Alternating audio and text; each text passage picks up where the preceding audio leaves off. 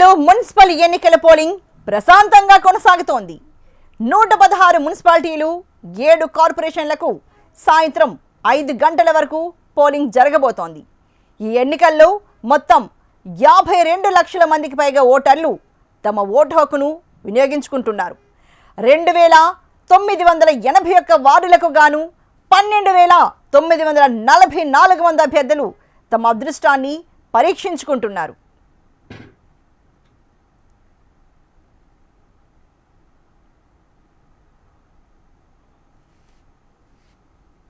మరి ఈ దేశకు సంబంధించి మరింత తాజా సమాచారాన్ని మా కరెస్పాండెంట్ గోపాలకృష్ణ అందిస్తారు. గోపాలకృష్ణ, మరి తెలంగాణలో కొనసాగుతున్న మున్సిపల్ ఎన్నికల సరళి ఎలా ఉంది? ఇంతవరకు చూసుకుంటే ఎంత శాతం మేర ఎన్నికల్లో మనకి పోలింగ్ జరిగింది? తెలంగాణలో మున్సిపల్ ఎన్నికలు పూర్తిగా మందకోడిగా సాగుతున్నాయని చెప్పుకోవచ్చు. దాదాపుగా 12 గంటల వరకు మనం పరిస్థితి చూస్తూ ఉంటే ఇక్కడ కూడా 50% కనీసం దరిదాపుల్లో కూడా లేదు. కేవలం చాలా చోట్ల 30% వరకే. యాజ్ పర్ 12 o'clock రిపోర్ట్ మనం చెప్తా ఉన్నాం. అఫీషియల్ రిపోర్ట్ ప్రకారం అయితే 11 గంటల వరకు చూస్తే ఉత్తర తెలంగాణలో చాలా పెద్ద మున్సిపల్ కార్పొరేషన్ గా చూస్తున్నటువంటి కరీంనగర్, 66 డివిజన్లు ఉన్నటువంటి కరీంనగర్ లో కేవలం 24% మాత్రమే అయింది. ఇక రామగుండంలో కూడా ఇదే సిచ్యువేషన్ కనిపిస్తా ఉంది.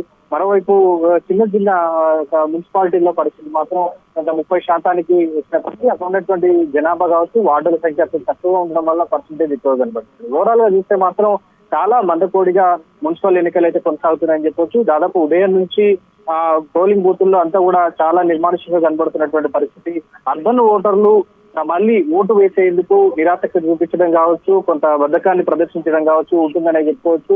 మొన్న ఇటీవల మన జరిగినటువంటి స్థానిక సంస్థల ఎన్నికల్లో భాగంగా సర్పంచ్ ఎన్నికల్లో చూస్తే గ్రామీణ ప్రాంతాల్లో చాలా ఉదయాన్నే కనుక పోలింగ్ బూతుల్లో రష్ ఎక్కువగా కనబడింది, వాకిన్స్ ఎక్కువగా ఉన్నాయి. కానీ ఇదే అర్బన్ ఏరియాలో జరుగుతున్న ఈ మున్సిపల్ ఎన్నికల్లో మాత్రం పూర్తిగా మందకోడిగా సాగుతున్నటువంటి పరిస్థితులు అయితే కనబడుతూ ఉన్నాయి. చాలా మందకోడిగా ఎన్నికలు అయితే కొనసాగుతున్నాయి. మరి ఆఫ్టర్ 1 తర్వాత ఏమైనా తిరిగే అవకాశం ఉంటుందా అనేది వేచి చూడాలి. అంటే గోపాలకృష్ణ, మీరు చెప్తున్నారు చాలా మందకొడిగా ఉంది, ఎందుకంటే స్థానిక సంస్థల ఎన్నికలు అంటే అర్బన్ ఏరియాలో చాలా వరకు మనం ఎప్పుడు చూస్తూనే ఉంటాం. ఎన్నికలు వస్తే ఓట్లు వేయడానికి చాలా బద్దకిస్తూ ఉంటారు.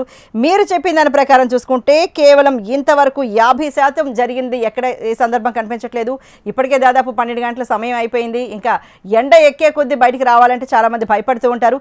మరి సో ఈ నేపథ్యంలో కనీసం 50% పోలింగ్ సరళి జరిగే అవకాశాలు అసలు ఉన్నాయనుకోవచ్చా? ఏంటి గోపాలకృష్ణ?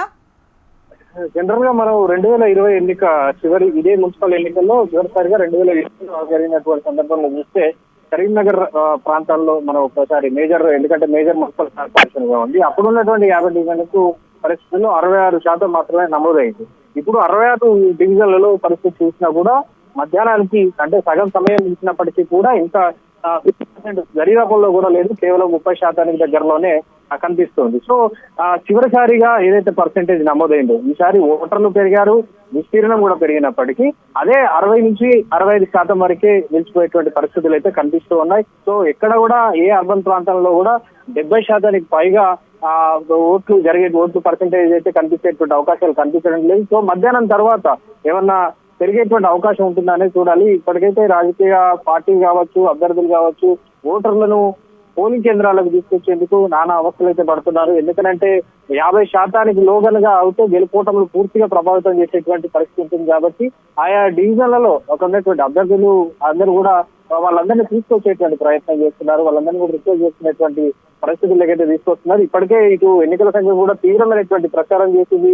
ఓట్లు ఖచ్చితంగా వేసుకోవాల్సిందే, ఓటర్ తమ హక్కును వినియోగించుకోవాలి అంటూ అనేక ప్రచారాలు కూడా చేశారు. కానీ పట్టణ ప్రాంతాల్లో గతంలో ఏ విధంగా అయితే మందకోడిగా బద్దకాన్ని ప్రదర్శిస్తూ ఓటర్లు ఉన్నారో ఇప్పుడు కూడా అదే సిచ్యువేషన్ కనబడుతుంది.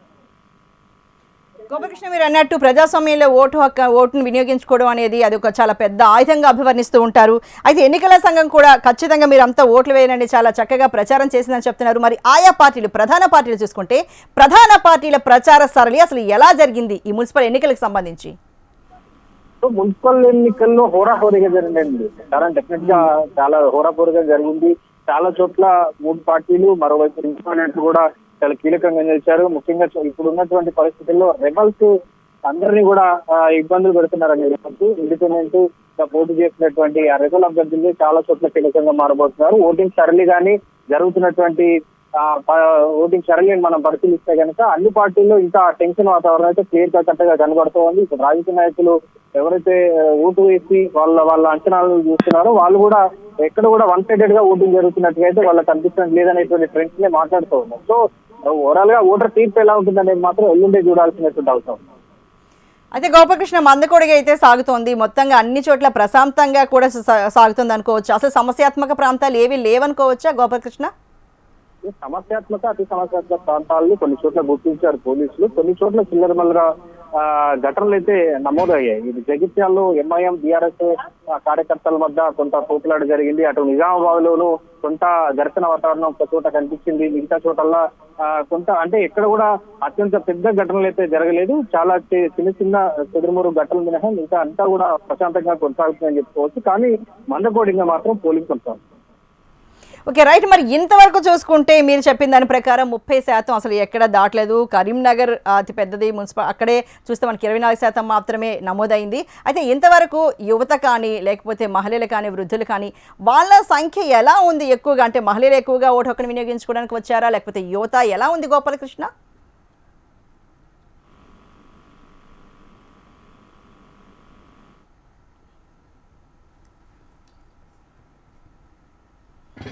Right, thank you so much Gopalakrishna.